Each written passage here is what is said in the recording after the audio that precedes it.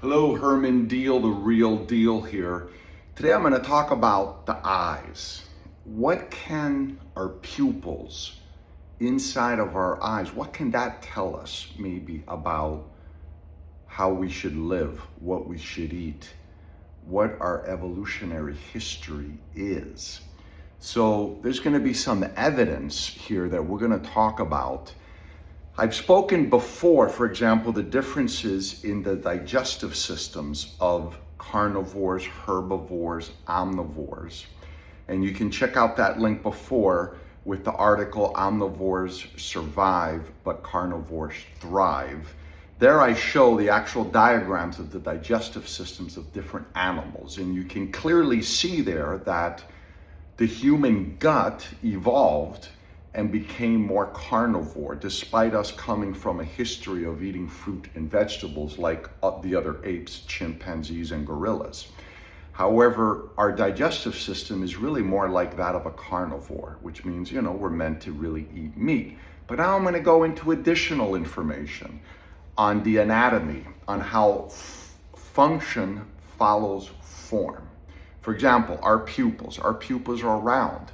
Other animals have pupils that are diagonal, up and down. Other animals have pupils that are straight across, which is kind of weird. I mean, when you look into an animal's eyes, you see, we're so used to seeing it round because we humans have it round, our pupils. Dogs also have it round. Cats don't, they're up and down. And we're going to talk about those differences, okay? And it's just going to be more anatomy, more form following function, and it's just more information to make you realize why we should be based on a heavily animal-based diet, why we should eat a lot of meat, a lot of animal products. And the more evidence you have in your head, the more it makes sense to you, then the easier it becomes. When there's pasta or chicken to eat, you're gonna go for the chicken. You're gonna go for the meat. You're gonna go for the turkey. You're gonna think to yourself, I'm not really designed to eat that pasta as much. I can eat it, I'm an omnivore. Like, yes, we can eat it, but I'm not really designed for it. Maybe you'll get one or two vegetables and then think, do I really need all that vegetable? That's just gonna take up space in my stomach. Am I really designed to eat the vegetable? Yeah, I can eat it, but is it the best? Is it the most nutrient dense?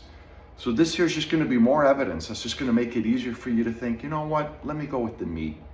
Let me eat what's nutrient dense, what's gonna make my brain function. Because my brain evolved and became a human brain from a regular ape, like a chimpanzee or gorilla. It became human because we did eat cooked meat. And here's just more evidence, our eyes, what the eyes tell us about how we should live our life and what we should eat. So here we go. Animals with round pupils include animals like dogs, wolves, and big cats. Not your house door cat, big cats like lions, tigers. These are animals that actively chase down prey, mostly in daylight. Humans, we can see well during the daylight. We don't see as well as night. Round pupil also means that the field of view isn't spectacularly wide, meaning we're focusing on a prey, we're hunting. But as top predators, um, their vision isn't required to help them flee from attack. So now chimpanzees and gorillas also have round pupils. But understand that chimpanzees do hunt small monkeys. Chimpanzees do hunt, not all the time, but meat is definitely part of their diet. Gorillas, not as much. They also still have round pupils, but gorilla also have to defend territory.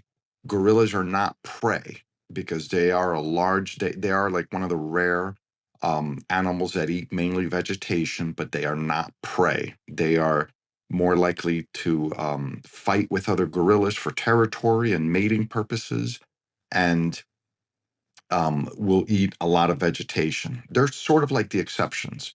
Chimpanzees will hunt, not as often, but will do so some, and they also eat a lot of vegetations. And us humans, we also have round pupils, but round pupils mainly means you're not prey for the most part. You're not waiting, you're not scared of an animal coming in and attacking you. That's the main message with all of the animals that have round pupils. Vertical slit pupils is also for mainly predators, but ambush predators, predators that are close to the ground, like the house door cat, foxes, crocodiles.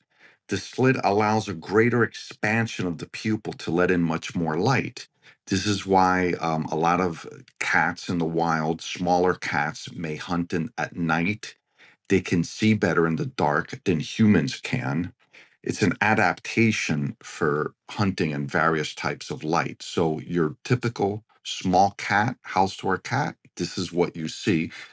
Again, a predator type of eye, slit, vertical slit. And now here we have horizontal pupils. Now, I've probably seen this before because I just don't remember ever looking at a cow directly in the eyes. I never remember looking at a horse directly in the eyes, but basically prey animals, those are the animals that will have a horizontal pupil. And why is this? Well, because it provides a wider field of view, allowing the animals to scan for potential predators. While the animal is eating grass with its head down, it can still scan the horizon and see a potential predator and escape. This helps them live. This is the advantage that a prey animal has. So, and these mainly are all the herbivores: horses, goats, sheep, cows. These are the animals that have a horizontal pupil, prey animals. So there you have it. Round pupils means that we are definitely not prey as a human being. But then some vegetarians will argue, well, hey, we don't have chiseled teeth like a predator, like meat eaters, so we shouldn't eat meat. And FYI, gorillas and orangutans have round pupils and they're mainly vegetarian. And I would say, okay, that's true. That's true. But gorillas also eat their own poop. It used to be thought that gorillas did that in captivity only, because it was found out that gorillas, when in captivity, they would eat their own poop, and of course that's gross. There's videos you can look up. I'm not going to show you a video of a gorilla eating its own poop because that's gross. I don't need to show you that. If you want to see that, look it up, Google it, and you'll find it easily. But the point is that we later found out since the 70s, 1978, I saw they started realizing that it also happens in nature. It's not limited to captivity. A lot of people thought, oh, we're being so bad keeping these gorillas in zoos, and that's why they're eating their own poop. It's unnatural. It doesn't happen when they're out in the wild. No, that's not true. It has been observed in the wild as well. Like rabbits normally, naturally eat their own poop. They have to digest the food out, poop it out, then they go back to it, eat their own freaking poop. There's the medical term for it. It is cacophagy, I believe it's called. That's a medical term for it, the scientific term. They eat their own poop. So gorillas don't do it as often as rabbits, but they still do it. So I don't know. If we were vegetarian, I could argue back because we have round eyes and gorillas and orangutans have round eyes. But again, I'm not going to start eating poop because gorillas eat poop.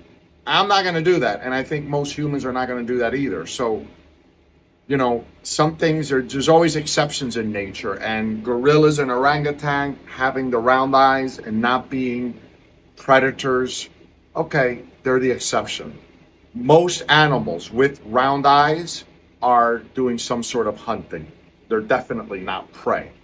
So, just more evidence to add to the fact that as a human being, we are an animal based human And despite the fact that we came from eating fruits and vegetables, we evolved beyond that. And that's what this book talks about. When we started to utilize fire and we were able to control fire and scare predators away and eat their old meat, heat up that meat, and we were able to then digest that, that's what allowed our brains to grow. And that's what made us human, the forebrain, which is why we are not a gorilla, we are not a chimpanzee. We have a much larger brain, and that larger brain came about mainly because we started learning better and better ways to hunt and kill prey and get to our meat and fat, and that's what makes us human. And the power that made the body is the same power that heals the body. If you eat a lot of meat and fat, you're going to function better. You're going to be healthier. You're going to be able to lose the weight you want to lose and be able to function better and live longer. And that's why all of this information, it's all about getting all the information, getting it together. And so when you hear a scientific study that, oh, this vegetable has this vitamin and this vegetable is a new superfood. Oh, wow, we got a new vegetable that's a new superfood. It ain't going to be better than an animal product. It's just, no, it's just not going to cut it. And you can now see it for what it really is. A lot of vegetables and fruits get marketed as superfoods. They're not. They're way better than junk food. Yes, we can eat it. Yes, but it's not the ideal. It's not what we need as a man over 40 to live longer and get into old age and live a strong, healthy, cognitively functioning brain and body. So we can avoid things like Alzheimer's and we want to live better. We want to live longer. We need to eat the animal products. Thank you for watching. I'll be back on Monday with another video and Thursday with Mr. Skeptical. Thank you for watching. Bye.